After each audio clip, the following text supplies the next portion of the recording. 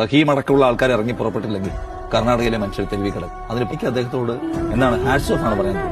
തെരുവിൽ അശരണരായ 180 കുടുംബങ്ങളെ ഒരു ദിവസം സിദ്ധരാമയ്യ സർക്കാരിന്റെ ഭരണകൂടത ഭീകരതയ്ക്ക് അവരിരയാക്കപ്പെടുന്നു, അവരെടുത്തെറിയപ്പെടുന്നു.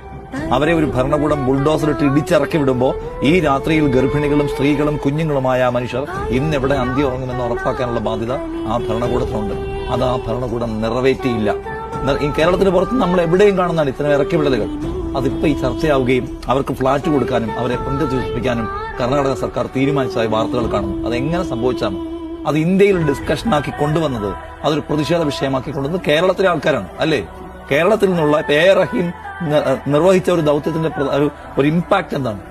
അയാൾ അവിടെ പോയി ആളുകളെ കാണുന്നു, സംസാരിക്കുന്നു, അത് വാർത്തയാക്കുന്നു, കേരളത്തിൽ നിന്നുള്ള ഇടപെടൽ വരുന്നു, മുഖ്യമന്ത്രി കടുത്ത ഭാഷയിൽ വിമർശിക്കുന്നു.